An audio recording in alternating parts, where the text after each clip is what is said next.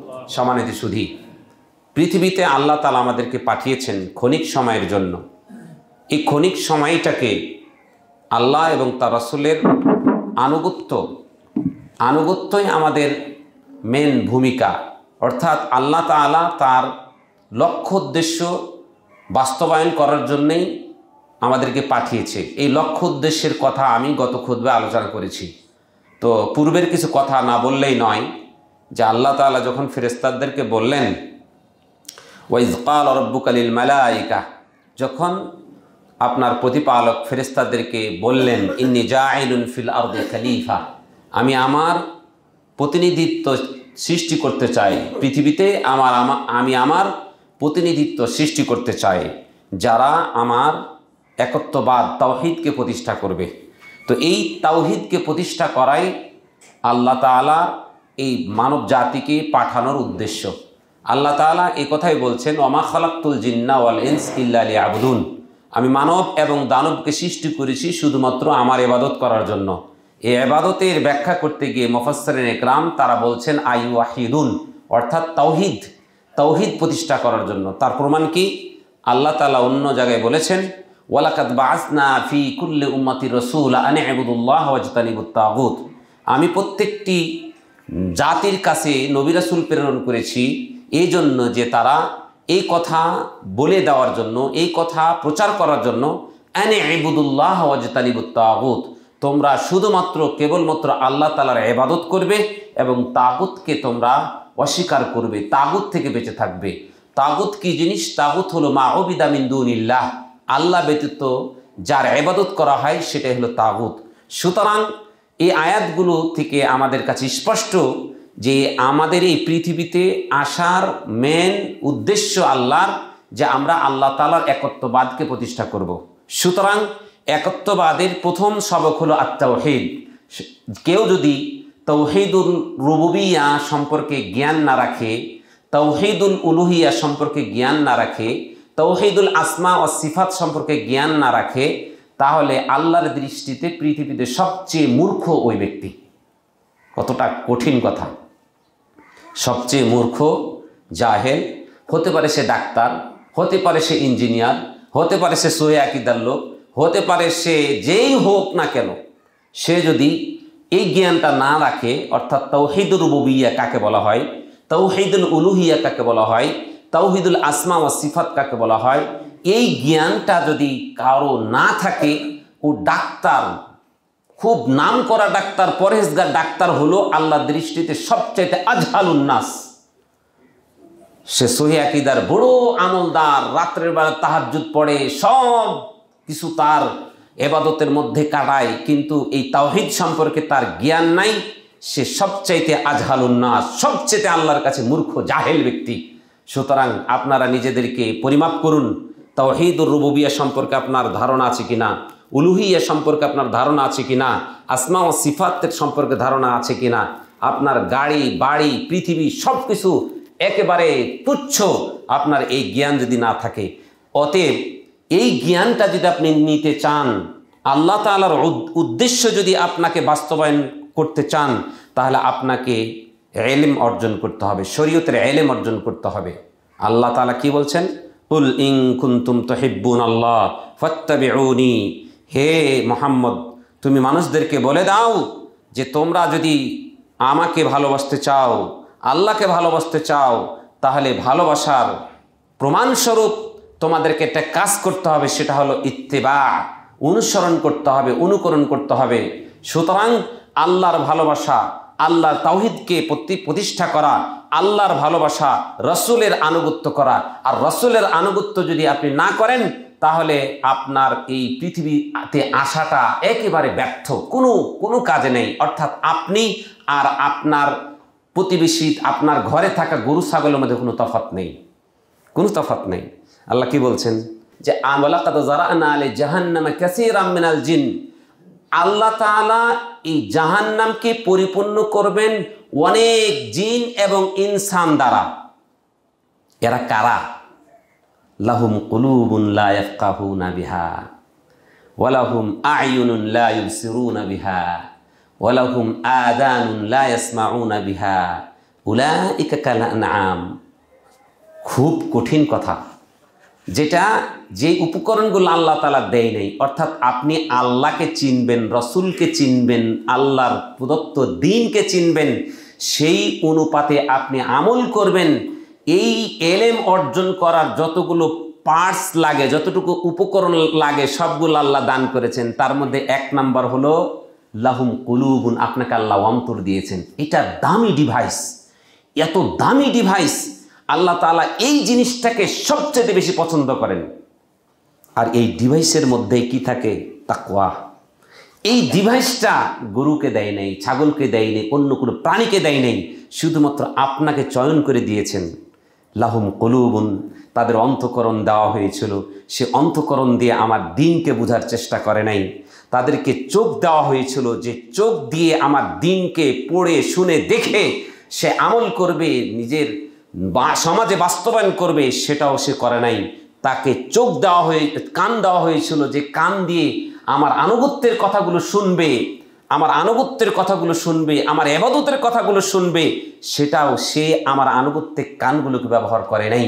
আল্লাহ বলছেন উলাইকা কাল আনআম, আপনাকে যে আল্লাহ আনুগত্য করতে বলেছেন, আল্লাহ এবং তার রাসূলের এই আনুগত্যের কথাগুলো, আনুগত্য কাকে বলে ভাই? আনুগত্য মানে হলো আপনি একজনের পিছে পিছে হাঁটছেন, একজনের পিছে পিছে হাঁটছেন, ওই সামনের লোকটা যে জায়গায় পা ফেলছে সে জায়গায় আপনাকে পা ফেলতে হবে। আর সেই জায়গায় পা ফেলতে হলে আপনার মন, হৃদয়, কান, চোখ খুলে আপনাকে দেখতে হবে লোকটা কোন জায়গাতে পাটা ফেলছে। ওই জায়গায় আপনি পা ফেলতে পারলেন, নিঃসন্দেহে আপনার এই উপকরণগুলো লাগবে। আনুগত্য, আপনি যদি আনুগত্যের যেই উপকরণগুলো আল্লাহ তাআলা আপনাকে দিয়েছেন, এগুলো যদি সঠিক কাজে ব্যবহার না করেন, আল্লাহ তাআলা বলছেন উলাইকা কাল আনআম, এরাই হলো চতুষ্পদ জন্তু। আপনি কি একবার চোখ বন্ধ করে এটা ভেবে দেখেছেন যে আল্লাহ আমাকে আপনাকে চতুষ্পদ জন্তুর সাথে তুলনা করেছে কেন? অর্থাৎ গরুও খায়, সেও টয়লেট করে, ও বিয়ে শাদী না করলেও ও সন্তান জন্ম দেয়, আপনিও জন্ম দেন। ভাই, আপনার আর গরু ছাগলের মধ্যে পার্থক্যটা কোথায়? পার্থক্য হলো যে সে যখন জিমা করে তখন সে তার মাকে চিনে না, তার ফুফুকে চিনে না, তার বোনকে চিনে না, তার পাড়া প্রতিবেশীকে চিনে না। তাকে তার যেটার প্রতি তার খাহেশ জাগে সেটাতেই সে উঠে বসে, এই জন্য সে পশু। আর আপনি আপনার মাকে চিনেন, আপনার বোনকে চিনেন, আপনার পাড়া প্রতিবেশীকে চিনেন। পশুত্ব কেন বলে যে পশু কেন বলা হয়? জেনে রাখুন, মানুষকে মানুষ বানাতে হয়, কিন্তু পশুকে পশু বানাতে হয় না। আপনি কোনো জায়গায় দেখেছেন গরুকে গরু বানানোর জন্য ইনস্টিটিউট খোলা হয়েছে? কুচ্ছিনকালে পাবেন না। ছাগলকে ছাগল বানানোর জন্য ইনস্টিটিউট খোলা হয় না, কারণ ছাগলকে ছাগল হওয়ার জন্য ইনস্টিটিউট লাগে না, কিন্তু মানুষকে মানুষ বানানোর জন্য ইনস্টিটিউট লাগে। এই ইনস্টিটিউট যেই জায়গায় আপনি ভর্তি করবেন, সেখানে আপনি কোরআন এবং হাদিসের কথাগুলোই হলো মানবতার কথা। এই কথাগুলো যদি আপনি শুনেন তাহলে আপনি মানবতা শিখবেন, আর মানবতার কথাগুলো আপনার, এটিই হলো প্রকৃত ইলম, প্রকৃত বিদ্যা। আল্লাহ নবী কি বলছেন? সহিহ মুসনাদ হাদিসটি সহিহ। তিনি কি বলছেন? বুইস্তু লিউতাম্মিমা মাকারিমাল আখলাক, আমি তো এই পৃথিবীবাসীর কাছে প্রেরিত হয়েছি মানুষের চরিত্র গঠন করার জন্য। চরিত্র গঠনের জন্য যে মহান পুরুষ এসেছিলেন, সে মহান পুরুষের সেই চরিত্রের কথাগুলো এভাবে বলছেন, ওয়া ইন্নাকা লাআলা খুলুকিন আযীম, হে মুহাম্মদ, তুমি মহান চরিত্রের উপরে গঠিত। অতএব তোমার চরিত্র মাথা থেকে পা পর্যন্ত, তোমার চরিত্র তোমার ব্যক্তি থেকে তোমার সমাজ পর্যন্ত, তুমি নিজে থেকে নিয়ে পরিবার, পরিজন, আত্মীয় স্বজন বা সমাজ, দেশ, সর্বক্ষেত্রে তোমার চরিত্র যারা গ্রহণ করবে তারাই সফল। এই চরিত্রের কথাগুলো জানতে হলে কোথায় যেতে হবে ভাই? শরঈ ইলমের কাছে যেতে হবে, শরঈ ইলমের কাছে যেতে হবে। আর এই শরঈ ইলম যদি আপনার কাছে না থাকে, তাহলে আপনি আর গরু ছাগলের মধ্যে কোনো তফাৎ থাকলো না। ছোটবেলায় আমি দেখেছি আমার মা লেখাপড়ার ক্ষেত্রে, আমলের ক্ষেত্রে খুব কড়া ছিলেন। ফজরের সালাত পড়ি নাই, আমার বয়স কত, 5-6 বছর হবে। ফজরের সালাত পড়ি নাই, আমাকে কোলে করে, আমি কোনোভাবেই উঠবো না, আমাকে কোলে করে নিয়ে কয়বার কোলে থেকে আমি মাটিতে পড়ে গেছি, আমার স্পষ্ট মনে আছে। গিয়ে হুজুরের ওই মক্তবে গিয়ে হুজুরের কোলে ফেলে দিয়ে বলছে ফজরের নামাজ পড়ে নাই, আপনার দায়িত্ব ওকে মানুষ করে তুলেন, ফজরের সালাত পড়ে নাই। হুজুর তো আমার মনে হয় এই জায়গাটা মারতে মারতে আমার মনে হয় পচে গেছিলো, মানে এত উনি আমাকে মারতেন। আল্লাহ তাআলা তাকে জান্নাতবাসী করুন। আজকে হতো বা এই কারণে আজকে আপনাদের সামনে দুটি কথা বলতে পারছি। আজকে কোরআন এবং হাদিসের চর্চার মধ্যে আসি, এই কথাগুলো মনে পড়লে মানে গা শিহরিয়ে উঠে যে আসলে মানুষ হতে হলে যে কতটুকু পরিশ্রম করতে হয়, অধ্যবসায় করতে হয়। সম্মানিত সুধী, তাই আপনাদেরকে বলছি, মানুষ হতে গেলে মানবীয় কতগুলো গাইডলাইন আছে, সেই গাইডলাইন আপনাকে পড়তে হবে, তাহলে আপনি শান্তি পাবেন। গাইডলাইন কোরআন এবং হাদিস, আমার আপনার জন্য ক্যাটালগ কোরআন এবং হাদিস। আপনি যদি এই জ্ঞান অর্জন করেন, সর্বক্ষেত্রে সর্ব জায়গায় আপনি সফল হবেন, সর্ব জায়গায় সফল হবেন। আপনার জ্ঞান নাই, আপনি এক জায়গায় গিয়েছেন, আপনার কাছে ঠিকানা আছে, আপনি ওই যে বিভিন্ন জায়গায় সাইনবোর্ড আছে, সাইনবোর্ড দেখে দেখে আপনি জায়গা মতো যেতে পারবেন। আপনি জ্ঞান নাই, এরে দেখাবেন ওরে দেখাবেন, এই দেখাতে দেখাতে যদি আপনি শয়তানের খপ্পরে পড়েন, তাহলে ও আপনাকে একটু আড়ালে নিয়ে গিয়ে আপনার সব কিছু ছিনিয়ে নেবে। জ্ঞান আপনাকে রক্ষা করবে। আল ইলমু ইয়াহরিসু সাহিবাহু, ইলম মানুষকে কখনো বিপদে ফেলে না, মানুষকে সংরক্ষণ করে। পৃথিবীতে তুমি যত মাল ইনকাম করবে, ওই মালকে পাহারা দেওয়ার জন্য তোমাকে কত রকমের কৌশল আঁকতে হয়, তারপরে সেই মালকে রক্ষা করা যায় না। ইলম এমন একটা জিনিস যেটা তুমি অর্জন করলে তোমার দুনিয়া এবং আখিরাতের উভয় জায়গার সফলতা নিশ্চিত, যে নিশ্চয়তা আল্লাহ তাআলা তিনি স্বয়ং দিয়েছেন। সুতরাং আপনাদেরকে আমি বলতে চাচ্ছি, যদি আপনি এই দুনিয়ার সফলতা পেতে চান, পরকালের সফলতা চান, তাহলে আপনি ইলমের বিকল্প নেই। ইলমের মাধ্যমে আপনি আল্লাহর আনুগত্য করতে পারবেন, রাসূলের আনুগত্য করতে পারবেন। আল্লাহর আনুগত্য, রাসূলের আনুগত্য, এটি হলো প্রত্যেকটি নরনারীর জন্য ফরজ। এই ফরজ আদায় করার জন্য আল্লাহ নবী মুসলিম শরীফের হাদিসে বলেছেন, তালাবুল ইলমি ফরিদাতুন আলা কুল্লি মুসলিম, প্রত্যেকটি নরনারীর উপর ইলম অর্জন করা ফরজ। যেই ফরজিয়াতের মাধ্যমে তুমি আল্লাহকে চিনতে পারবে, যেই ফরজ ইলমের মাধ্যমে তুমি রাসূলকে চিনতে পারবে, তুমি দ্বীনকে চিনতে পারবে, এবং রাসূলকে চিনা, দ্বীনকে চিনা, আল্লাহকে চিনা, এটি হলো একজন মুসলিমের সবচেয়ে বড় জ্ঞান।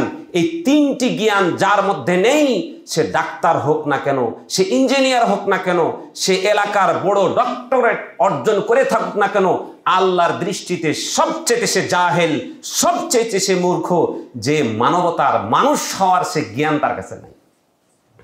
আজকে কসাই ডাক্তার হয়, ইঞ্জিনিয়ার রডের বদলে বাঁশ দেয়। কেন দেয় বলেন? বুঝেন না আপনি? রডের বদলে ইঞ্জিনিয়ার বাঁশ কখন দেয়? যখন রড আর বাঁশ, রড দিলে কি হবে, বাঁশ দিলে কি হবে, তার ভিতরে যখন মনুষ্যত্ব থাকে না, তখন এই কাজ করতে পারে। আপনি বুঝেন? বোনের কাছেও দালালি খায়, এরকম সমাজে লোক আছে না? বাপ মারা গেছে, বোনের সম্পদ এখনো দেয় না, আবার ফতোয়া দেয় ডিহি বাড়িতে কি আবার বোনের কোনো সম্পদ আছে নাকি? ও দজ্জাল আপনাকে জাহান্নামে নিয়ে যাওয়ার জন্য এই কথা বলে, যুক্তি দেয়। আস্তাগফিরুল্লাহ আযীম। আপনাকে একটা ইতিহাস শোনাতে চাই, এই স্বর্ণযুগের ইতিহাস। যেই স্বর্ণযুগের ইতিহাসের একটা মহান সাক্ষী আমাদের কাছে আছে। আমরা যদি আল্লাহ এবং তার রাসূলের প্রদত্ত ক্যাটালগকে ফলো না করি, আমাদের বিপর্যয় কিভাবে আসে আপনি উহুদের যুদ্ধের ঘটনা পড়েন। আল্লাহ নবী সাল্লাল্লাহু আলাইহি সাল্লাম নেতৃত্বকে সবসময় প্রাধান্য দিয়ে বলতেন, আতিউল্লাহ ওয়া আতিউর রাসূল, তোমরা আল্লাহর আনুগত্য করো, রাসূলের আনুগত্য করো। আল্লাহর আনুগত্য, রাসূলের আনুগত্য তুমি যদি করো, তাহলে ওয়া মান ইউতিইল্লাহ ওয়া রাসূলাহু ফাকাদ ফাযা ফাওজান আযীমা, তোমরা মহান সফলতা অর্জন করবে। মহান সফলতা তুমি যদি অর্জন করতে চাও দুনিয়া এবং আখিরাতে, তোমার আল্লাহ এবং তার রাসূলের আনুগত্যের বিকল্প নেই। আল্লাহ নবী সাল্লাল্লাহু আলাইহি ওয়াসাল্লাম যখন বিভিন্ন যুদ্ধে তিনি সারিয়া নিয়ে যেতেন, গাজওয়া করতেন, তখন তিনি আমির নির্ধারণ করতেন। আল্লাহ নবী সাল্লাল্লাহু আলাইহি ওয়াসাল্লাম উহুদের যুদ্ধের ঘটনা দেখেন। উহুদের যুদ্ধে কি করলেন? আল্লাহ নবী সাল্লাল্লাহু আলাইহি ওয়াসাল্লাম স্বয়ং তার নেতৃত্বে তিনি আব্দুল্লাহ ইবনে জুবাইরকে বললেন, ওই যে পাহাড়ের পাদদেশে তুমি সেখানে দাঁড়িয়ে থাকো, এই গিরিপথ দিয়ে কাফের মুশরিকরা আমাদের উপর অতর্কিত হামলা করতে পারে। আব্দুল্লাহ ইবনে জুবাইর, তোমার নেতৃত্বে এই যে বাহিনীগুলো তোমাদেরকে দেওয়া হলো, জেনে রাখো আমরা যদি দেখো যে আমরা এই জায়গায় যুদ্ধ করতে করতে আমরা হেরে যাচ্ছি, তারপরে তুমি এই গিরিপথ তুমি কোশ্চেন কালেও ছাড়বে না। যদি দেখো যে আমরা জয়লাভ করেছি, আমাদের গনিমতের মাল চতুর্দিকে ছড়িয়ে ছিটিয়ে আছে, সেটি সংগ্রহ করার জন্য তোমরা সেখানে ছুটে আসবে না। আল্লাহর নবীর এই আনুগত্য, এই নির্দেশ সাহাবাই ইকরামের একটি দল তারা না বুঝে, তারা অমান্য করার কারণে, অর্থাৎ উহুদের যুদ্ধের প্রথম অবস্থায় মুসলিমদের সেই তীব্র প্রতিরোধের জায়গায় কাফের মুশরিকেরা দিক বিদিক ছোটাছুটি করতে লাগলো, এমন ছোটাছুটি করতে লাগলো, তারা ছোটাছুটি করতে করতে এদের সেই নারী নেতৃত্বে যারা ছিল অর্থাৎ হিন্দা, তারা সেই পাহাড়ের পাদদেশে উঠতে লাগলো। তাদের কাছে যে মাল ধন সম্পদ যেগুলো ছিল সেগুলো ফেলে এদিক সেদিক ছোটাছুটি করতে লাগলো। প্রথম পর্যায়ে উহুদের যুদ্ধে মুসলমানদের বিজয়ের সেই পতাকা দেখতে পাচ্ছে, পথ করে উঠছে। ওই যে আব্দুল্লাহ ইবনে জুবাইর রাদিয়াল্লাহু তাআলা আনহুর সাথে থাকা যেই সাহাবীদের যোদ্ধাদেরকে বলা হয়েছিল, নির্দেশ দেওয়া হয়েছিল, ও সাহাবায়ে ইকরাম, আমরা এই যুদ্ধে যদি জয়লাভ করি তারপরে তোমরা এখানে আমাদের কাছে আসবে না, আমরা যদি এখানে হেরে যাই আমাদেরকে সাহায্য করতে আসবে না, তোমাদের দায়িত্ব হলো এই জায়গাটাকে একেবারে দেওয়াল প্রাচীর আকারে তোমরা সেখানে ঘিরে রাখবে। কিন্তু যখন ওই আব্দুল্লাহ ইবনে জুবাইর রাদিয়াল্লাহু তাআলা আনহু সহ আরো 3 জন সাহাবী, তারা 3 জন ব্যতিরেকে বাকিরা সবাই গনিমতের মালকে সংগ্রহ করার জন্য তারা ছুটে চলে গেল। যখন দেখলো যে হিন্দা সহ আরো যে নারীরা তারা এদিক সেদিক ছোটাছুটি করছে, তাদের যে স্বর্ণ অলংকারগুলো তাদের গায়ে চকচক করছে, এটা দেখে সাহাবায়ে ইকরামের একটি দল আব্দুল্লাহ ইবনে জুবাইর রাদিয়াল্লাহু তাআলা আনহু সহ এরকম 3 জন সাহাবী শুধুমাত্র সেখানে অবস্থান করলো, আর বাকিরা গনিমতের মাল হিসাবে তারা সংগ্রহ করতে লাগলো। এদিকে খালিদ বিন ওয়ালিদ রাদিয়াল্লাহু তাআলা আনহু, তিনি পরবর্তীতে ইসলাম গ্রহণ করেছিলেন। এই খালিদ বিন ওয়ালিদ এই সুযোগে তারা মাঠ ছেড়ে দিয়েছিল, উহুদের প্রান্ত তারা ছেড়ে দিয়েছিল। তারা পিছন দিক থেকে তারা দেখতে পেল যে এই গিরিপথটা ফাঁকা হয়ে গেছে, গিরিপথ এখান দিয়ে খালিদ ইবনে ওয়ালিদের নেতৃত্বে এসে এই 3 জনকেও শহীদ করে দেয়। আব্দুল্লাহ ইবনে জুবাইর রাদিয়াল্লাহু তাআলা আনহুকে, আনসারী রাদিয়াল্লাহু তাআলা আনহুকে সহ ওদের সকলকে শহীদ করে যায় এবং মুসলমানদেরকে পর্যাভূত একেবারে নাস্তাভূত করে দেয়। আলী রাদিয়াল্লাহু তাআলা আনহুর মতো সাহাবী, এরকম বড় বড় সাহাবী, জালিলুল কদরের সাহাবীরা তাদের যুদ্ধের তীব্রতার মুখে তারা টিকতে পারে নাই। আল্লাহ রাসূল সাল্লাল্লাহু আলাইহি ওয়াসাল্লামের কাছে 10-12 জন সাহাবীরা তারা আল্লাহর নবীকে ঘিরে রেখেছিল। আল্লাহ নবী সাল্লাল্লাহু আলাইহি ওয়াসাল্লামকে এমনভাবে ঘিরে রেখেছিল, ইয়া রাসূলুল্লাহ, সাহাবায়ে কেরামের মহব্বত ভালোবাসা তাদের মধ্যে কতটুকু ছিল। ইয়া রাসূলুল্লাহ, আপনি দাঁড়াবেন না, আপনি দাঁড়ালে আপনার মাথায় তীর লেগে যাবে, আপনার দেহতে তীর লেগে যাবে। ইয়া রাসূলুল্লাহ, আপনার বুক আমার বুক, অর্থাৎ যত তীর লাগবে আমার বুকে লাগুক, আমার দেহেতে লাগুক, আপনাকে যেন না লাগে। সাহাবায়ে কেরামের মাত্র 10-12 জন তাকে ঘিরে রেখেছিল, আর সবাই সেই জায়গা থেকে চলে গিয়েছিল। এই পরাজয়ের অন্যতম কারণ আল্লাহর নবীর সে আনুগত্যের কথাটা সেই জাতি ভুলে গিয়েছিল। বলেন তো আজকে আমরা কেন এত অপমানিত, লাঞ্ছিত? কেন? কারণটা কি? কারণটা আল্লাহ তাআলা বলে দিয়েছেন। আল্লাহ তাআলা কি বলছেন? ফালইয়াহযারিল্লাযীনা ইউখালিফুনা আন আমরি আন তুসিবাহুম ফিতনাহ আও ইউসিবাহুম আযাবুন আলীম। সূরাতুন নূর 63 নম্বর আয়াতে আল্লাহ তাআলা খুলুন আপনি, আল্লাহ এভাবেই বলছেন, তাদের সতর্ক হওয়া উচিত, সাবধানতা হওয়া উচিত। কাদের জন্য?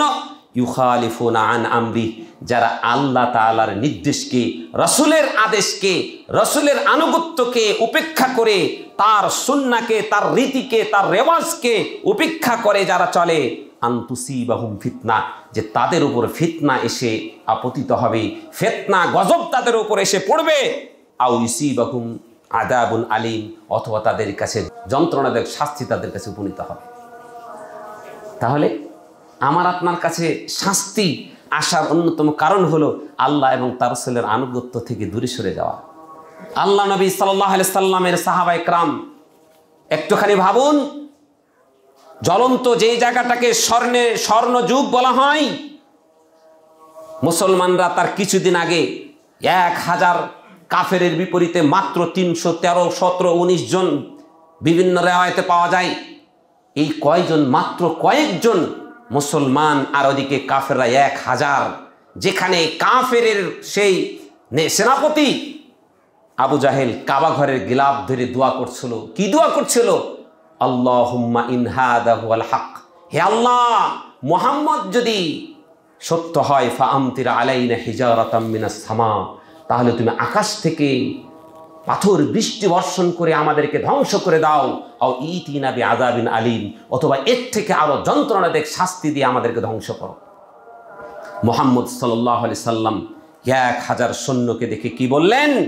আল্লাহুম্মা আনজিজ ওয়াদাকা, হে আল্লাহ, তুমি তোমার ওয়াদাকে পূর্ণ করো। ইন তুহলিক হাদিহিল আসাবা, তুমি এই 313 জন, 17 জন, এই গুটি কয়েক মুসলমানকে তুমি যদি ধ্বংস করে দাও, লাম তুবাদ ফিল আরদি আবাদা, জেনে রাখো রব, জেনে রাখো আল্লাহ, তোমার ইবাদত এই জমিনে আর হবে না। আল্লাহ তাআলা দোয়া কবুল করে নিলেন। সেই জায়গাতে আনুগত্যের পরিপূর্ণ আনুগত্য ছিল সাহাবাদের মধ্যে, তাদের মধ্যে একতা ছিল, আনুগত্যের কোন রকমের খালাল ছিল না। সফলতার সাথে সেই যুদ্ধে তারা মহান বিজয় দান করলো, এমন বিজয় দান করলো যে ইতিহাস আজও তাদের মর্যাদা এমনভাবে দেয়, তাদেরকে বদরি সাহাবাই এমনভাবে আল্লাহ তাআলা বলছেন, ইমালু মা শিতুম, ইমালু মা শিতুম, তোমাদের যা ইচ্ছা তাই করো। আল্লাহু আকবার। যোদ্ধা এরাই হলো মুক্তিযোদ্ধা, এরাই মুক্তিযোদ্ধা। আল্লাহু আকবার। তাহলে আনুগত্য এমন একটা জিনিস আপনাকে সফলতায় আনবেই আনবে। এই সফলতার জন্য আপনাকে ইলমের বিকল্প নেই। আরে ভাই, আনুগত্য করতে হলে তো আপনার ইলম লাগবে। তাবুকের যুদ্ধে একে অপরের যুদ্ধে যাওয়ার জন্য তারা এত আগ্রহী, কারণ তাদের জান মাল আল্লাহর কাছে সঁপে দিয়েছে। আমার জীবনটাকে আল্লাহর কাছে সঁপে দিয়েছি, যুদ্ধে যাওয়ার জন্য সবাই একেবারে প্রতিযোগিতা শুরু করে দিয়েছে। আল্লাহর পক্ষ থেকে আয়াত নাযিল হয়ে গেল, ওমা কানাল মুমিনুনা লিয়ানফিরু কাফাতান, মুমিনদের এটা উচিত হবে না যে তারা সকলে মিলে, সবাই মিলে এই যুদ্ধে, তাবুক যুদ্ধে তারা বের হয়ে যাবে। আল্লাহ তখন কি বলছেন? ফালাউলা নাফরা মিন কুল্লি ফিরকাতিন মিনহুম তায়ফাতুন লিয়াতাফাক্কাহু ফিদ্দীন, প্রত্যেকটা সম্প্রদায়ের মধ্যে একটি দল যদি এমন না থাকে যারা কি করে, যারা ইলম অর্জন করে, কোরআন এবং হাদিসের ইলম অর্জন করবে, লিয়ুনযিরা কওমাহুম, এই জন্যে তারা ইলম অর্জন করবে যে তার সম্প্রদায়কে তারা ভয় প্রদর্শন করবে, এটা হালাল, এটা হারাম, এটা বৈধ, এটা অবৈধ, এটা কুফরি, এটা শিরিক, এই ধরনের সে জ্ঞানগুলো তারা দান করবে। ইদা রাজাউ ইলাইহিম, যখন এই তাবুক যুদ্ধে থেকে যখন তারা ফিরে আসবে, তখন তাদেরকে এই সতর্ক বাণীগুলো করবে, লাআল্লাহুম ইয়াহযারুন, যাতে করে তারা সতর্কতা অবলম্বন করতে পারে। যুদ্ধের ময়দানে যাওয়াটা কোনো কোনো ক্ষেত্রে ফরজে আইন ছিল। বদরের যুদ্ধে এটি ফরজে আইন ছিল না, কিন্তু উহুদের যুদ্ধে ফরজে আইন ছিল। সাহাবায়ে কেরাম, বদরি সাহাবীদেরকে আল্লাহ তাআলা পক্ষ থেকে বলা হয়েছে, ইমালু মা শিতুম, তোমরা যা ইচ্ছা তাই করো।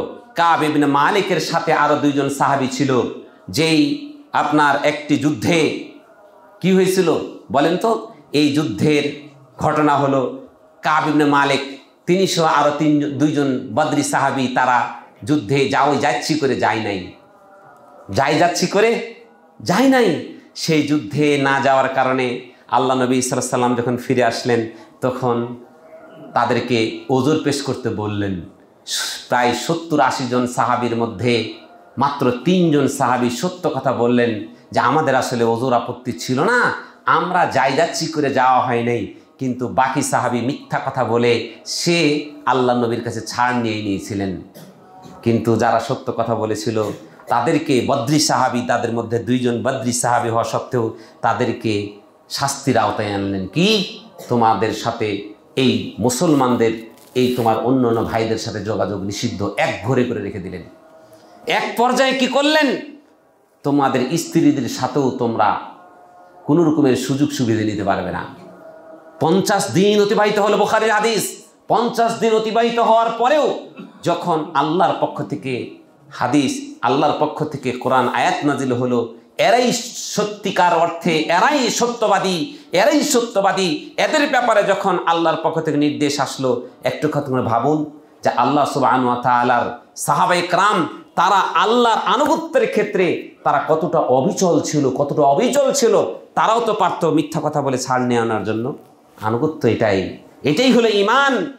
আল্লাহ সুবহানাহু ওয়া তাআলা ই'মালু মা শি'তুম, এটা বলার কারণটা কি? এটার কারণ হলো ইলম আকীদা যার মধ্যে ঢুকে যাবে তার দ্বারা সম্ভব নয় যে সে পাপ কাজ করবে।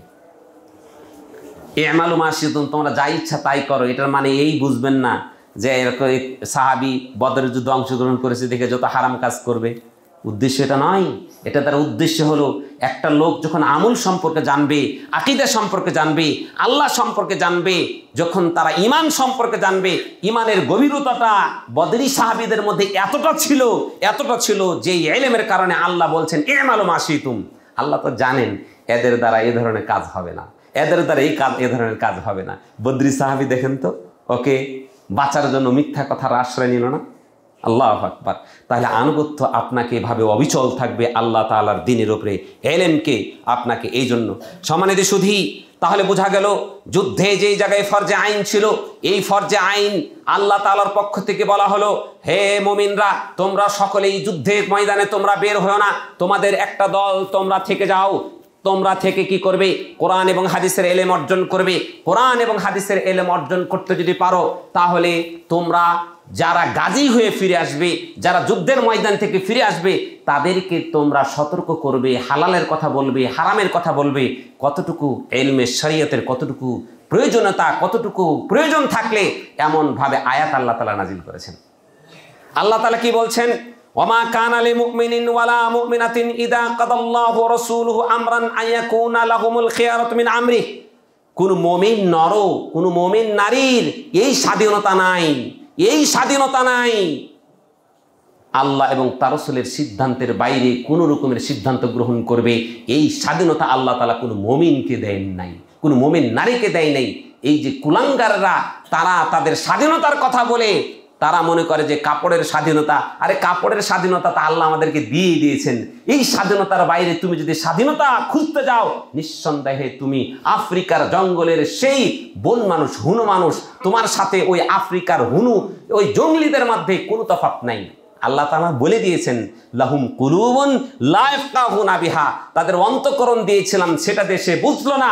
ওয়ালাহুম আয়ুনুন লা ইউবসিরুনা বিহা, তাদেরকে কান দেওয়া হয়েছিল তারা সেটা দিয়ে শুনলো না, তাদেরকে চোখ দেওয়া হয়েছিল সেটা দিয়ে তারা দেখলো না। তারাই হলো চতুষ্পর্যন্ত।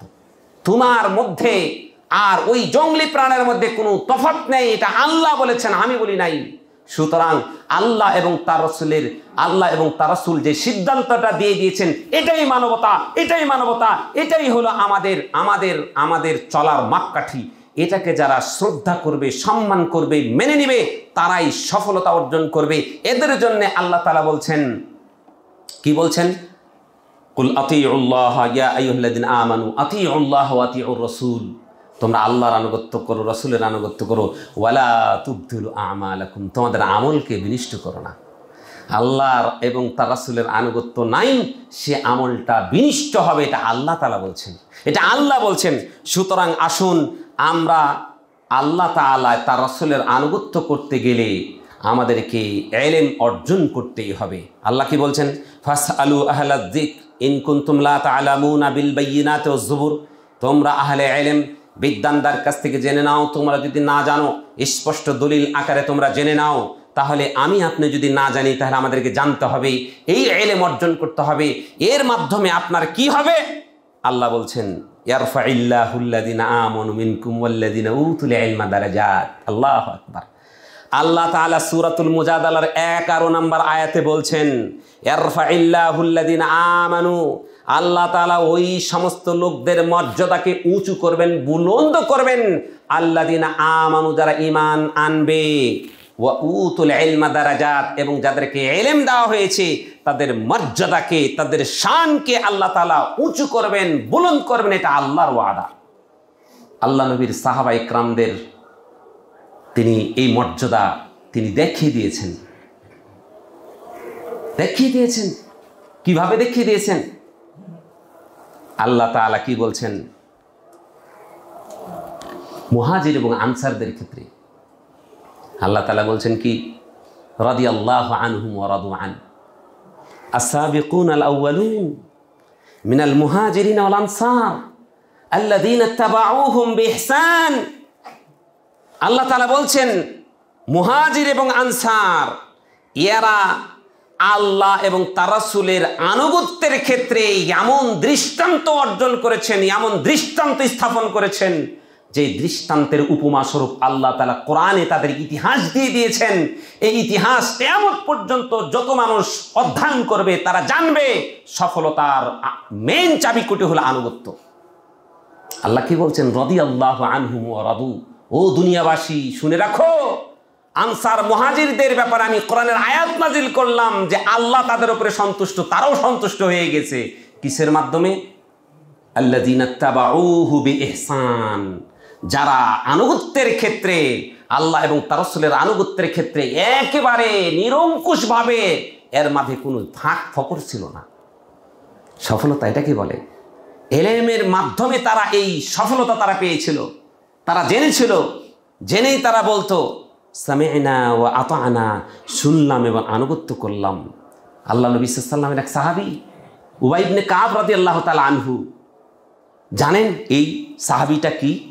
আকরাহুম, আল্লাহ নবী সাল্লাল্লাহু আলাইহি ওয়াসাল্লাম বলছেন আকরাহুম লিকিতাবিল্লাহ, উবাই ইবনে কাব রাদিয়াল্লাহু তাআলা আনহু। ও সাহাবায়ে কেরাম, উবাই ইবনে কাব কেমন মানুষ? সে হলো তোমাদের মধ্যে সবচাইতে কোরআনের জ্ঞানী মানুষ, সবচেয়ে কোরআনের জ্ঞানী মানুষ। বুখারী মুসলিমের হাদিস। আল্লাহ নবী সাল্লাল্লাহু আলাইহি সাল্লামের কাছে নির্দেশ আসলো যে মুহাম্মদ ইকরা আল কোরআন আলা উবাই ইবনে কাব, উবাই ইবনে কাবকে তুমি কোরআন শোনাও, তুমি কোরআন তার উপরে তেলাওয়াত করো। উবাই ইবনে কাব রাদিয়াল্লাহু তাআলা আনহুর কাছে আল্লাহ নবী এসে বলছেন, কি বলছেন? আমারানি আল্লাহ আন আকরা আলাইকাল কোরআন আলাইকা লাম ইয়াকুনিল্লাযিনা কাফারু মিন আহলিল কিতাব। আল্লাহ তাআলা আমাকে আদেশ করেছেন, নির্দেশ করেছেন, উবাই আমি যেন তোমার উপরে কোরআন তেলাওয়াত করে শোনাই। উবাই ইবনে কাবের সফলতা এর চাইতে আর কিছু লাগে বলেন তো? যেই লোকের কথা আরশে আজিমের মালিক, এই জাহানের মালিক, যার কথা উচ্চারণ করে, উল্লেখ করে, এর থেকে সফলতার পৃথিবীর কোনো ব্যক্তির হতে পারে না। তিনি আশ্চর্য হয়ে জিজ্ঞাসা করছেন আল্লাহ নবীকে। উবাই ইবনে কাব বলছেন আসাম্মা কালি ইয়া রাসূলুল্লাহ, আসাম্মা কালি ইয়া রাসূলুল্লাহ, হে আল্লাহ রাসূল, আমার নামটা কি আপনার কাছে নামটা ধরে বলেছেন যে তুমি উবাই ইবনে কাবকে শোনাও? এই উবাই ইবনে কাবের কথাটা কি আল্লাহ আপনার কাছে উল্লেখ করেছে?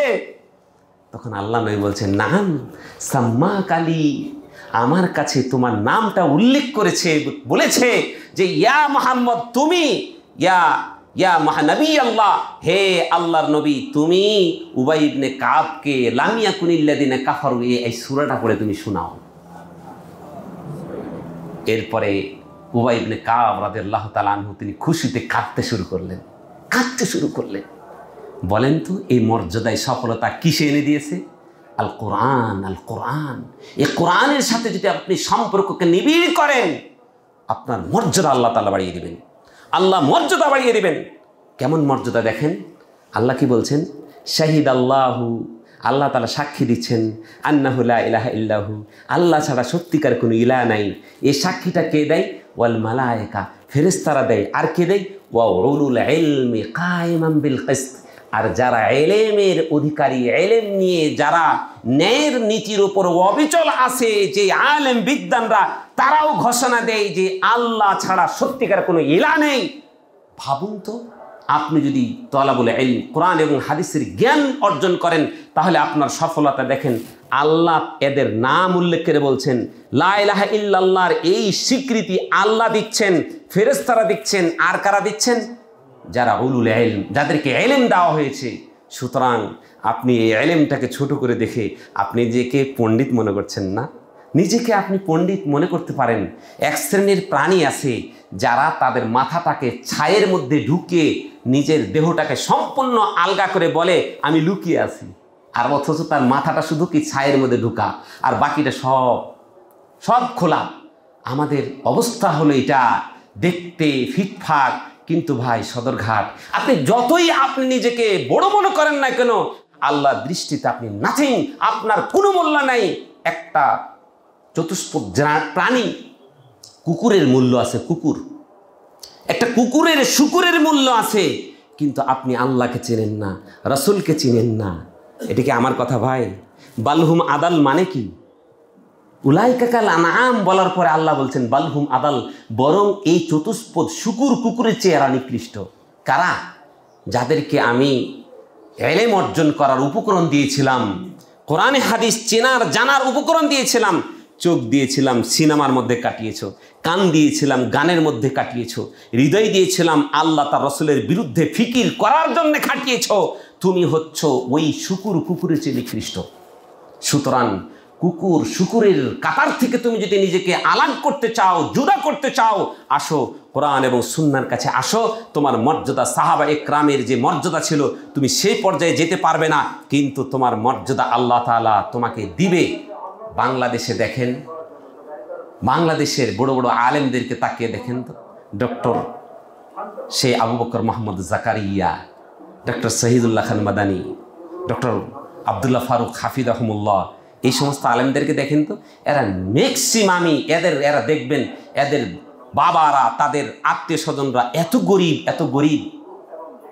এই এলেমটা অর্জন করার জন্য কারা এগিয়ে আসে?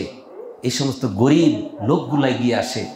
আর ধনী যাদের টাকা পয়সা আছে, তারা মনে করে আমার ছেলেকে এই ফকিরি শিক্ষা শিখিয়ে যাব, কি জবাব দিবে? আমাকে তো একজন বলেই ফেললো। আমি বললাম ভাই আপনার 3টা সন্তান, একটা মাদ্রাসায় দেন। আমি এত বড় অবিচার করতে পারবো না। 2টা সন্তানকে আমার টার্গেট হলো আমি একটাকে ইঞ্জিনিয়ার করবো, একটাকে ডাক্তার করব, আর এটাকে আমি এমন কিছু করে যাবো ইমামতি মুয়াজ্জিন করে খাবে। ও পাগলা জানেই না যে ও ডাক্তার ইঞ্জিনিয়ার বানায়া শেষ মুহূর্তে যে তাকে বৃদ্ধাশ্রমে রাখবে, ও পাগলা জানেই না, ও পাগল।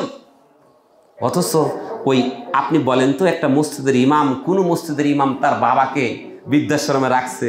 একটা প্রমাণ দেন তো, ইতিহাস কি বলে?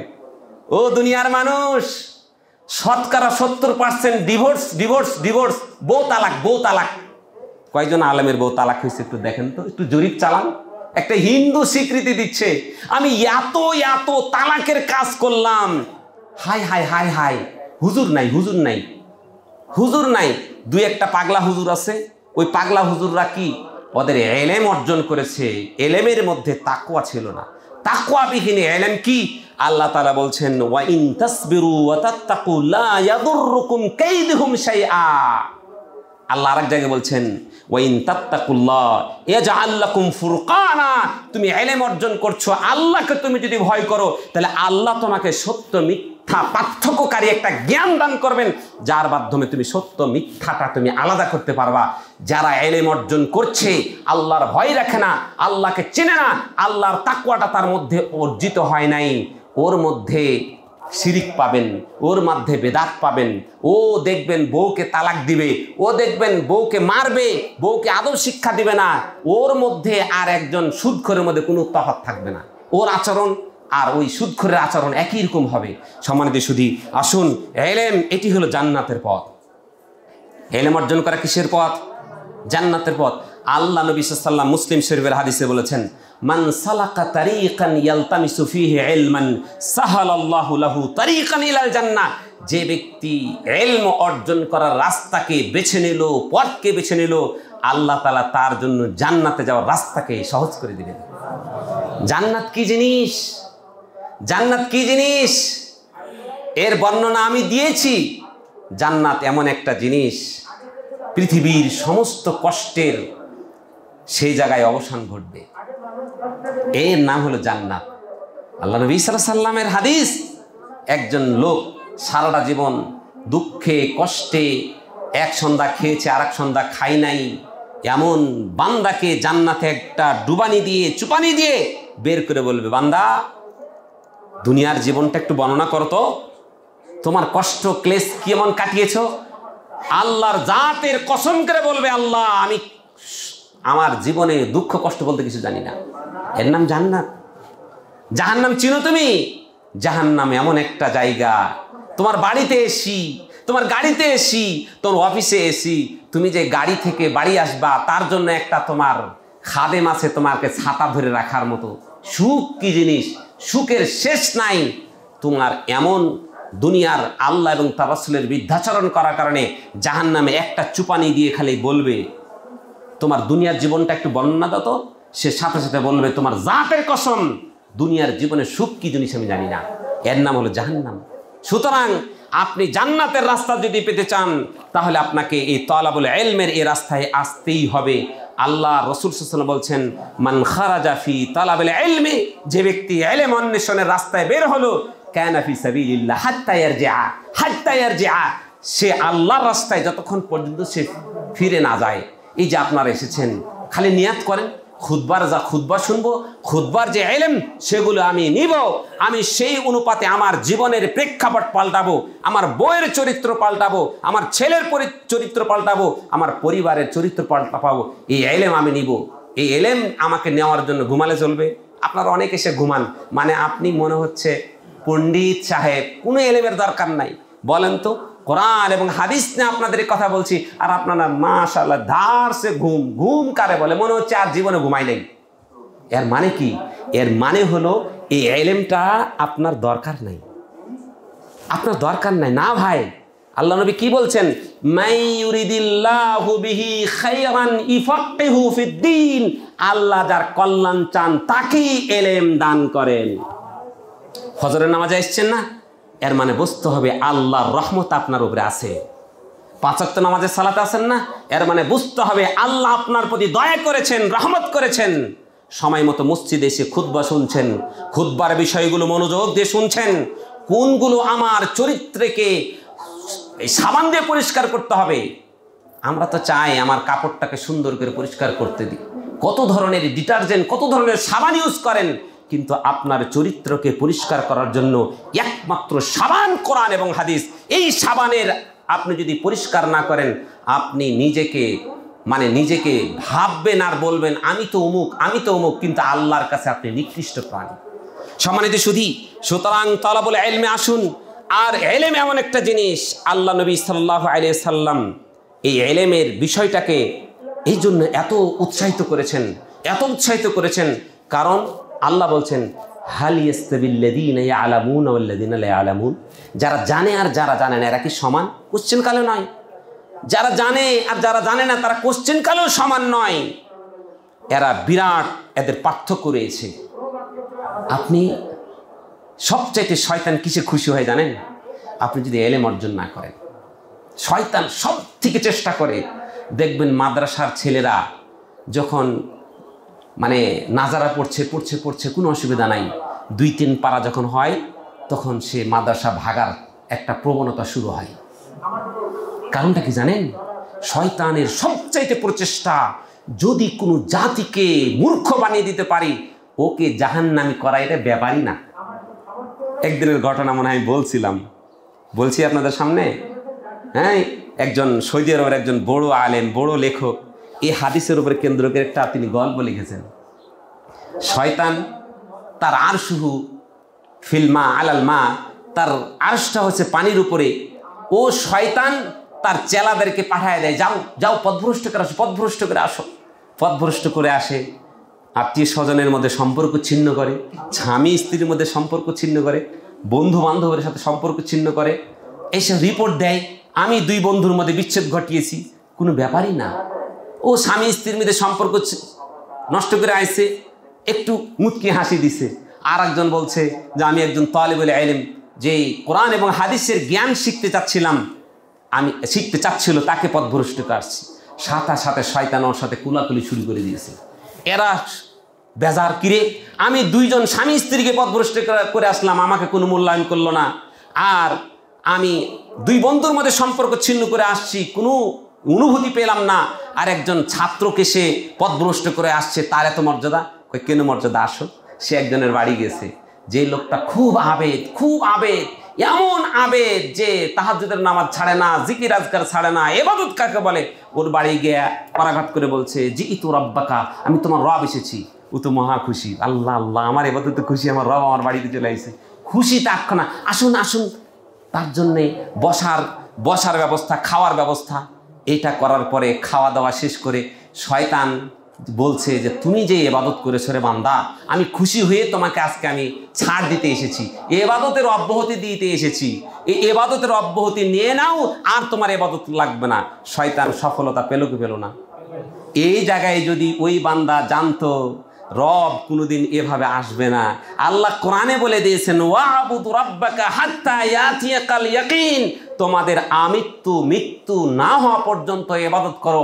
অতএব কোনো বান্দা ইবাদত থেকে ছাড় পাবে না হাত্তা মউত, মৃত্যু পর্যন্ত। ওই যে মাজারের মধ্যে যে জটওয়ালা শয়তানগুলো থাকে, তারা কি বলে বলেন তো? কই আমরা ফানাফিল্লা হয়ে গেছি। ফানাফিল্লা মানে শয়তানের ফানাফিল্লাই শেষ, খতম হয়ে গেছে। এই হলো জাহেল। তখন মুচকি হাসছে, আর সাগরেদেরকে ইবলিস বলছে তাকাও, শেষ করে দিলাম। আরে 50 বছরের ইবাদত তোর মাটি করে দিলাম। এই 50 বছরের ইবাদতকে যদি আপনি ধরে রাখতে চান, আল্লাহর শপথ করে বলছি কোরআন এবং হাদিসের দিকে ফিরে আসুন। এবার বলছে চলো আরেকবার চলো। কেন আমি এই হুজুরকে পথভ্রষ্ট করার জন্য এতটা মূল্যায়ন করেছি, চলো তুমি একটু চলো। আলেমের বাসায় নিয়ে গিয়ে করাঘাত করে বলছে আমি তোমার রব এসেছি। ও তো বুঝে গেছে রব তো এভাবে আসবে না, তোমার এবাদতের মুলতবি করার জন্য এসেছি। ও তো আরো বুঝে গিয়েছে, কারণ আল্লাহ সম্পর্কে জ্ঞান থাকলে বুঝবে না আল্লাহ কি। এগুলা জ্ঞান যাদের আছে, বলেন ওকে পথভ্রষ্ট করতে পারবে? এরপরে ও ঝাঁটা আর জুতা নিয়ে রেডি হয়েছে ওকে পিটানোর জন্য। ওকে তো খাওয়া ভিতরে ডেকে ওরা যখন ঝাঁটা দিয়ে দৌড়ানি দিয়েছে, দৌড়াতে বলছে দেখলি কি জন্য হুজুররে আমি পথভ্রষ্ট করার জন্য একে এত সম্মানিত করেছিলাম।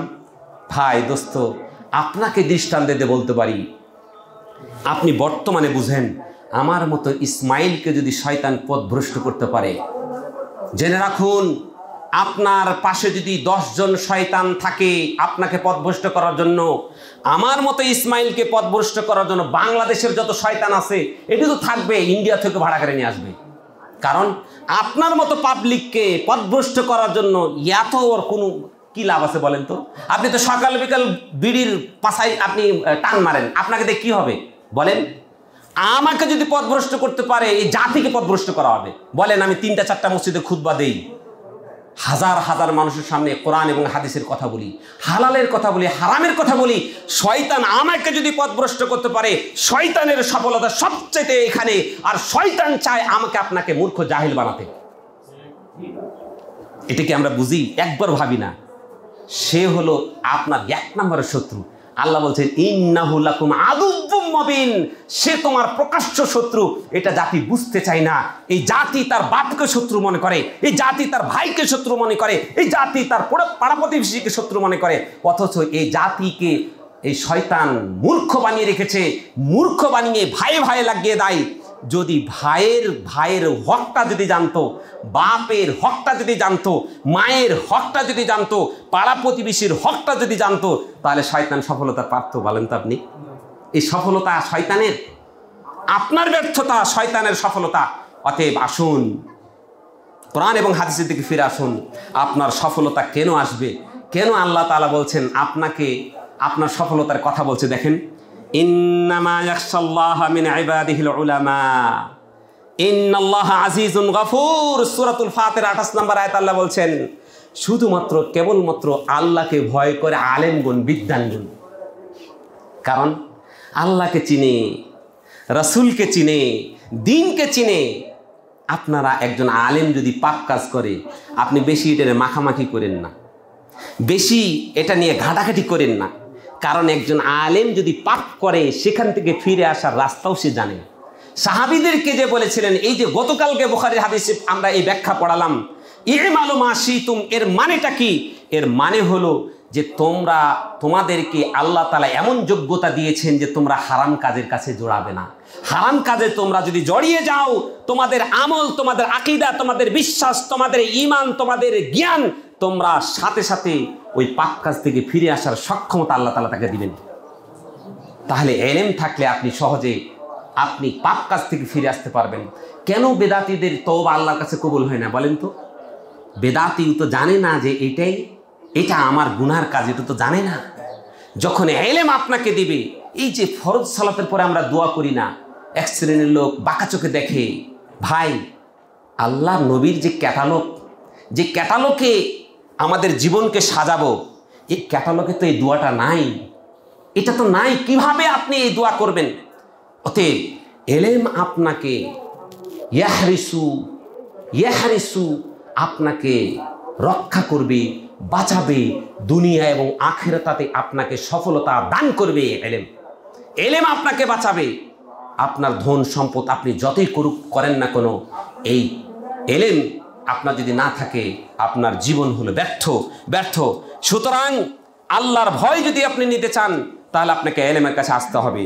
আল্লাহ নবী সাল্লাল্লাহু আলাইহি সাল্লাম তিনি বলেছেন, ইন্নামাল উলামা, এটা তিরমিজির হাদিস, ইন্নাল উলামা ওয়ারাসাতুল আম্বিয়া। জেনে রাখুন, এই ইলমটা আমরা যে অর্জন করি, প্রকৃত নবী রাসূলরা যতরা এসেছেন তাদের সকলের রেখে যাওয়া উত্তরসূরি ধন সম্পদ। আপনি যদি ইলম অর্জন করেন, তাহলে আপনি সত্যিকারের আল্লাহ প্রদত্ত সম্পত্তির অধিকারী হলেন। আবু হুরায়রা রাদিয়াল্লাহু তাআলা আনহু, আমি হাদিসটা বলেছি, একদিন বাজারের মধ্যে গিয়ে দেখলেন ব্যবসায়ীরা মহাব্যস্ত। বললেন, ইয়া আইয়ুহাত তুজ্জার ওয়া আনতুম তুশাগিলুনা ফি আমালি তিজারা, তোমরা দেখি ব্যবসা কাজের মধ্যে মহাব্যস্ত। আর ওদিকে ওয়া ইউকসামু মিরাসু রাসূলিল্লাহ সাল্লাল্লাহু আলাইহি সাল্লাম ফিল মসজিদ, মসজিদে আল্লাহ তাআলার পক্ষ থেকে রাসূলদের রেখে যাওয়া উত্তরাধিকার বণ্টিত হচ্ছে, ভাগ হচ্ছে।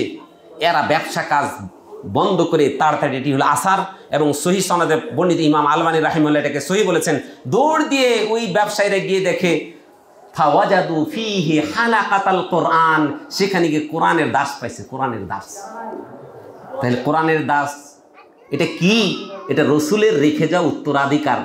আল্লাহ নবী এটাই বলছেন, ইন্নামাল উলামা ওয়ারাসাতুল আম্বিয়া, আলেমরা হলো নবীদের উত্তরসূরি। ওয়া ইন্নাল আম্বিয়া লাম ইউওয়ারিসু দীনারান ওয়ালা দিরহামা, আর নবীরা কোনো টাকা পয়সা ধন দৌলতের মালিক বানিয়ে যায় না, ও উত্তরাধিকার বানিয়ে যায় না।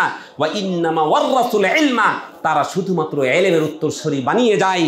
আল্লাহ নবী বলছেন, ফামান আখাযা বিহি, যে ব্যক্তি এই উত্তরাধিকার গ্রহণ করলো, আখাযা বিহাজ্জিন ওয়াফির, আল্লাহ রাসূলের রেখে যাওয়া পরিপূর্ণ সম্পত্তি সে বন্টন নিল। আল্লাহু আকবার, আল্লাহু আকবার। ভাই আসুন, এই ইলমের কাছে আসুন। আপনি যদি ইলমের কাছে আসেন, আপনার জন্য ফেরেশতারা দোয়া করবে। আল্লাহ নবী সাল্লাল্লাহু আলাইহি ওয়াসাল্লাম বলছেন কি, লা ইয়াকুদু কওমুন ইয়াযকুরুনাল্লাহা আযজা ওয়া জাল ইল্লা হাফাতহুমুল মালায়েকা। যখনই কোনো সম্প্রদায় ইলম নিয়ে চর্চা করবে, এই যে আমরা ইলম নিয়ে চর্চা করছি না, আল্লাহ নবী বলছেন হাফাতহুমুল মালায়েকা, আল্লাহর পক্ষ থেকে ফেরেশতারা তাদেরকে পরিবেষ্টন করে রাখে। ওয়া গাশিয়াতুহুমুর রাহমা, আল্লাহ তাআলার রহমতের চাদর দিয়ে ফেরেশতারা ঢেকে নাই। শুধু তাই নয়, এদের ব্যাপারে আল্লাহ তাআলা ওই বড় বড় ফেরেশতাদেরকে ওয়া যাকারাহুমুল্লাহু ফি মান ইনদা, আল্লাহ তাআলার কাছে আলোচনা করে। আল্লাহ বলেন বড় বড় ফেরেশতাদেরকে, তোমরা না বলছিলে এদেরকে সৃষ্টি না করতে? উনজুরু ইলা হাউলাল ইবাদ, এই বান্দাগুলোর দিকে তাকায় দেখো, কোরআন হাদিসের চর্চা, ইলম নিচ্ছে, আমাকে ভয় করছে, আমার রাসূলকে আনুগত্য করছে, আমার দ্বীনকে অনুসরণ করছে। তখন ওই সময় বলে, তোমরা সাক্ষী থাকো, আমি আমার এই বান্দাদেরকে মাফ করে দিলাম। সুবহানাল্লাহ, সুবহানাল্লাহ। শুধু তাই, আল্লাহ নবী সাল্লাল্লাহু আলাইহি ওয়াসাল্লাম বলছেন যে সেই গর্তের পিপীলিকা আমার আপনার জন্য দোয়া করবে যদি আমি ইলম অর্জনে থাকি। সেই সাগরের মাছ, গর্তের পিপীলিকা, ফেরেশতারা সব আপনার আমার জন্য দোয়া করবে। এই দোয়ার মধ্যে যদি শামিল হতে চান, তাহলে অবশ্যই আমাকে আপনাকে ইলম অর্জনের রাস্তায় আসতেই হবে। আর কিয়ামতের দিন আপনার চেহারা, আল্লাহ নবী বলছেন তিরমিজির 2607 নম্বর হাদিসে আল্লাহ নবী বলছেন যে আপনার চেহারা উজ্জ্বল হবে, আলোক উজ্জ্বল হয়ে আপনি জান্নাতে যাবেন। আমরা জানি ফুলসিরাত পার হতে হবে, এক সময় ফুলসিরাতের কাছে যখন যাওয়া হবে তখন যাদের আলোক উজ্জ্বল চেহারা থাকবে, উজু করেছে, 5 ওয়াক্ত সালাত পড়েছে, এদের চেহারা, তাদের উজুর অঙ্গ প্রত্যঙ্গগুলো নূরে চমকাইতে থাকবে। এই বাতিতে, এই আলোতে, এই আলো দেওয়া হবে, আলো নিয়ে এসে ফুলসিরাত পার হবে। বলা হবে, ভাই তুমি তো আমার প্রতিবেশী ছিল, আমাকে একটু আলো দাও। তখন বলা হবে পিছনে যাও, পিছনে দেওয়া হচ্ছে। পিছনে গিয়ে দেখবে সব আলোরা চলে গেছে, এরা অন্ধকারে পড়বে। আল্লাহ নবী বলছেন, নাদ্দারাল্লাহু ইমরাআন সামিআ মিন্না শাইআন, ওই ব্যক্তির উপর, ওই ব্যক্তি কিয়ামতের দিন তার চেহারাকে আলোক উজ্জ্বল হবে যে ব্যক্তি ফাবাল্লাগাহু কামা সামিআ, অর্থাৎ সে একটা হাদিস শুনলো, হাদিসটা শুনে সে অনুপাতে আমল করলো, আমল করে আর একজনকে এই হাদিস সম্পর্কে জানিয়ে দিল। আল্লাহ নবী বলছেন কাল কিয়ামতের দিন তার চেহারা আলোক উজ্জ্বল হবে। আপনি আলোক উজ্জ্বল আপনার চেহারা করতে চান, একটা হাদিস শিখুন, শিখে আপনার বউকে শিখান, আপনার স্ত্রীকে শিখান, আপনার ছেলেকে শিখান, আপনার বন্ধুকে শিখান, আপনার পাড়া প্রতিবেশীকে শিখান। তবে আর আগে আমল করেন। আমল যদি না করেন, আপনি আর ইহুদির মধ্যে কোনো তফাৎ নাই। আপনি এলেম আছে, আমল নাই, আপনি ইহুদি। আপনার আমল আছে, এলেম নাই, আপনি খ্রিস্টান। জানেন এটা? হ্যাঁ, আপনার আমল আছে, এলেম নাই, নামাজ পড়ছেন মন মতো, মানে জানেন না আর কানু সলাৎ কি, শুরুতে সলাৎ কি জানেন না, মানে আপনার সাথে আর নাসারার সাথে কোনো পার্থক্য নেই। এটা আল্লাহ নবী বলতে, আল্লাহ এই যে সূরা ফাতিহা বলে না, গায়রিল মাগদুবি আলাইহিম ওয়ালাদ-দাল্লিন, এই জায়গায় আল্লাহ কি বলছেন? মাগদুব কারা? তাফসীর কারকরা সবাই বলছে মাগদুব হলো ইহুদি। আর ইহুদিদের চরিত্র কি ছিল? এদের এলেম ছিল কিন্তু আমল করতো না। আর নাসারদের চরিত্র কি ছিল? দাল্লিন। তারা দাল্লিন কেন? তাদের এলেম ছিল না, আমল করতো। দুরুদ পড়তে হবে। আরে আজানের আগে দুরুদ পড়ে, কই মহাব্বত কি বেটা কম আছে তোর? মহাব্বতে আমি কি বলবো, এই কথা বললে তো আপনি রাগ হবেন। প্রকৃত মহাব্বত আল্লাহর নবীর সাহাবীদের মহাব্বতের বাইরে যারা মহাব্বত খুঁজে, নিঃসন্দেহে তারা ভণ্ড। মহাব্বত কাকে বলে? ইন কুনতুম তুহিব্বুনাল্লাহ ফাত্তাবিউনি, যদি তোমরা আল্লাহ এবং তার রাসূলকে ভালোবাসতে চাও, তার মাপকাঠি হলো আল্লাহ রাসূলের অনুসরণ করা। আপনি কি একবার খুঁজেছেন যে আজানের পূর্বে যে তুমি দুরুদ পাঠ করছো, আল্লাহর নবীর সাহাবী আবু বকর একবার দিয়েছিল, বেলাল রাদিয়াল্লাহু তাআলা একবার দিয়েছিল, উসমান একবার দিয়েছে, সাহাবায়ে کرام কুরুনুল মুফাদ্দালা কোন সাহাবী দিয়েছে? তুমি দেখাতে পারবা? আল্লাহর কসম করে বলছি, তুমি যদি একটা সহিহ হাদিস দেখাতে পারো যে আজানের পূর্বে আল্লাহর নবীর সাহাবারাই দুরুদ পাঠ করেছে, আর এই দুরুদ এই জন্য তুমি পাঠ করছো, আমি তোমার সামনে মুখ দেখাবো না। আগামী যে আমার খুতবা আছে, খুতবা তুমি আমাকে পাবা না। তুমি খালি দেখাইবা যে এই যে দেখো ভাই, আল্লাহ নবীর সাহাবীরা, এই যে দেখো, এই হাদিসটাতে আল্লাহ নবীর সাহাবীরা আজানের আগে দুরুদ পাঠ করছে। তো তোমার এই দুরুদের কানাকড়ি দাম নাই। আপনি কি মাদ্রাসা লাইনে আপনার সন্তানের পড়াশোনা নিয়ে চিন্তিত? মদিনা ইউনিভার্সিটি থেকে ফারিক অভিজ্ঞ মাদানী শিক্ষকদের তত্ত্বাবধানে এবং ভিআইপি আবাসিক সুবিধায় আপনার সন্তানকে কোরআন হাদিসের বিশুদ্ধ শিক্ষায় যুগ শ্রেষ্ঠ আলেম ও দায়ী ইলাল্লাহ হিসেবে গড়ে তুলতে ইসলামী শিক্ষা ও সংস্কৃতি ইনস্টিটিউট দক্ষিণ খান শাখা সবার থেকে আলাদাভাবে অঙ্গীকারবদ্ধ।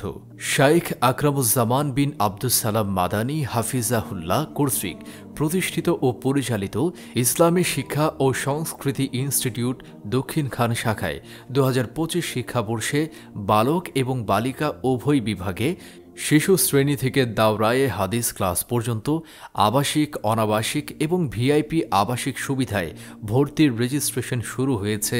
আলহামদুলিল্লাহ।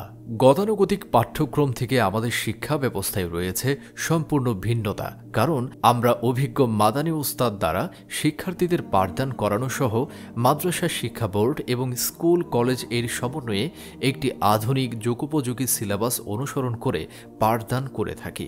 এছাড়া শিক্ষার্থীদের জন্য রয়েছে সরকারি বোর্ড পরীক্ষায় অংশগ্রহণের বিশেষ সুযোগ। আবাসিক, অনাবাসিক ও ডে কেয়ারের সাথে সাথে আমাদের রয়েছে ভিআইপি আবাসিক সুবিধা। 3 বেলা উন্নত মানের খাবার এবং এসি রুমে থাকার সুব্যবস্থা। সার্বক্ষণিক সিসিটিভির আওতায় শিক্ষার্থীরা থাকেন 24 ঘন্টা উস্তাদদের নিগরানিতে। শিক্ষার্থীদের মেধা বিকাশের লক্ষ্যে দেশ বরেণ্য ইসলামিক স্কলারগণের মাধ্যমে আমরা আয়োজন করে থাকি সাপ্তাহিক, মাসিক প্রশিক্ষণ সহ বিভিন্ন শিক্ষামূলক প্রতিযোগিতা অনুষ্ঠান। আমাদের বালিকা শাখাটি সম্পূর্ণ ডিজিটাল সিস্টেমে পরিচালিত হয়ে থাকে আলহামদুলিল্লাহ। অত্যাধুনিক প্রযুক্তি নির্ভর স্ক্রিন টিভি, সাউন্ড সিস্টেমের মাধ্যমে পাঠদান প্রদান করা হয়। কোরআন সুন্নাহর আলোকে আপনার সন্তানের বিশুদ্ধ দ্বীনি শিক্ষা নিশ্চিত করতে যে কোনো সময় ভিজিট করুন আমাদের ইসলামী শিক্ষা ও সংস্কৃতি ইনস্টিটিউট দক্ষিণ খান শাখা ক্যাম্পাস। এই আহ্বান শেখ আকরামুজ্জামান বিন আব্দুস সালাম মাদানী হাফিজাহুল্লাহ এর পক্ষ থেকে।